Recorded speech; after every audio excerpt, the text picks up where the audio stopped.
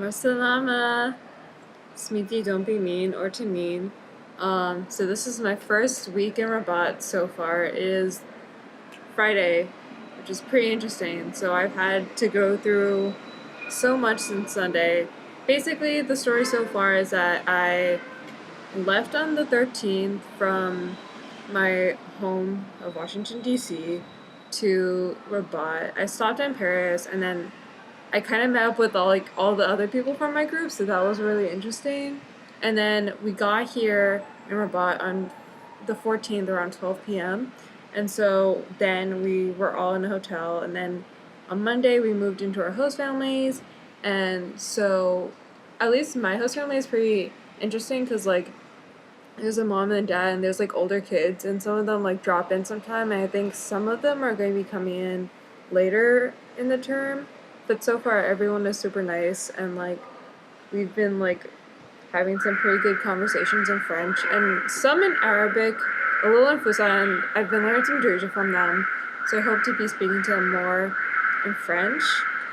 As you can hear, there's a ton of stuff, but they have this really nice balcony, and it's pretty great out here. I didn't realize how cool Rabat is until I got here, but the sky is blue. Everyone's just doing stuff. There is definitely someone who has a car going off in the background, but it's pretty great. It's definitely a less. I've been to Mumbai a lot because my mom is from Mumbai, and it's definitely a less stressful Mumbai, which is perfect for me because I feel like Mumbai is a great city, but also there's so much happening and you can easily just get really overwhelmed. But here in Rabat, it's definitely not like that. People are really into being hospitable, really taking their time about things. I really appreciate that, and it's so different from what my college life is like, because every single day is rushing to get something done, or studying or doing all this stuff. And that's a great car. I hope whoever has that car is having a fun time. But yeah, it's definitely really interesting, but it's such a welcome change that I don't think I would have had back home. So also another thing that happened is that I lost my phone on Sunday. Literally the first day we got into Rabat, I lost my phone. And so me and my friend were retracing. I had checked my room to see if it was possibly in my room, because I thought it was in my room. I only realized it was gone until I was at a restaurant eating dinner. I took it out of my bag and I realized that my phone wasn't there, so I was like, oh, I'll just go back to my room and see if I left it behind. And so me, my roommate, and then also my friend are constantly checking. My roommate and my friend are calling my phone. I'm going through the bed, my suitcase, everything. And then I call the program director, and I'm like, I feel like I lost my phone. What the heck am I gonna do?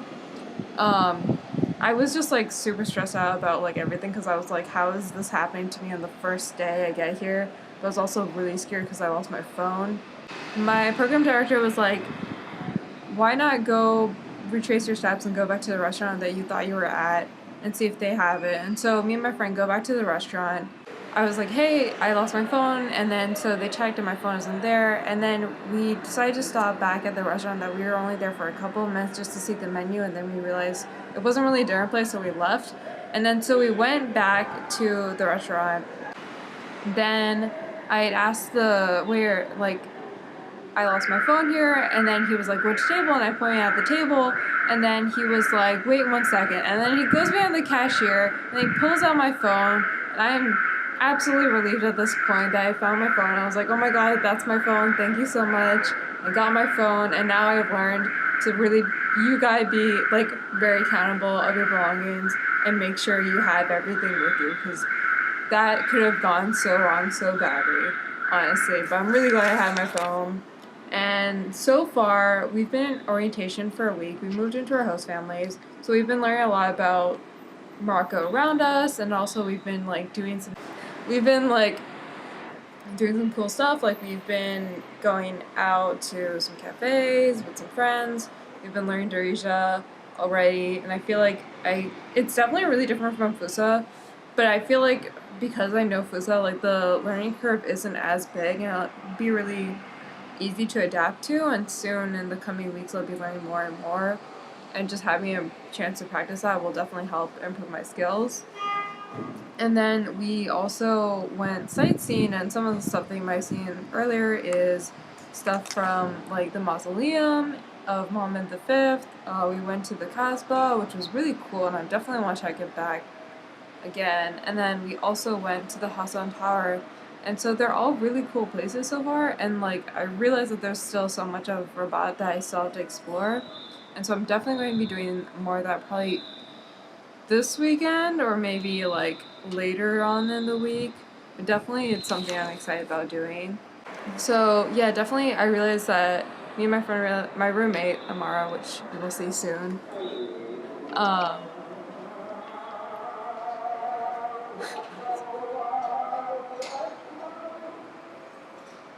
well, you just heard the azan here in Rabat. But yeah, I've heard a lot of people from that the azan, maybe it's because they live closer by to the azan that it's really loud, but as you can hear, it's not really that noticeable, I guess. Like, I've slept through the azan a couple of times, which I don't think is the experience of many people who might say that. But yeah, even when we were at like the Kasbah, you can like, I think it was around probably, I want to say, I think before Maghrib, but I'm totally wrong if that is the case. But you can hear like two azans and they're competing for each other. And it was like very interesting to see like two imams like lead the azan and then like trying to like somewhat upstage each other. Yeah, definitely. It's also Juma right now, so it's pretty interesting hearing the azan. But it seems Rabat is pretty relaxed on Juma. The one thing I can say is hectic is that the African Cup is going on and people are really into it, and so we heard like a bunch of the men like loudly cheering from either one like cafe that has a TV like somewhere down around here. So that's definitely something that's pretty exciting. I know maybe there's some stadium dates around here, but yeah. So classes start next week, and I'm really excited to start my classes and like get into the material I'm learning. I feel like I'm learning really interesting stuff that like goes really well with my academic experiences, so I'm really excited about that. I'm also going to be starting Fusa next week, so it'll be good to catch up on like what I've missed and like get back into speaking Arabic more and more, because the main goal of this is to speak at least a better, not better, but like more fluently about like Arabic than I do with French. So that's my main goal. I will definitely be showing a lot more cool stuff about Rabat soon, probably next week. I think orientation was a really busy week so far, so I haven't totally had time to like actually like put up videos together. But I feel like it'll definitely be. I'll get my stuff together pretty early on next week, and then maybe I'll do twice a week. I feel like my afternoons are pretty free, so that'll be cool.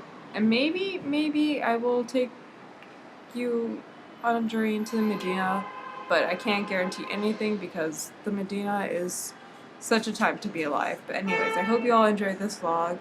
Definitely keep on being subscribed if you haven't subscribed already. And yeah, don't be mean.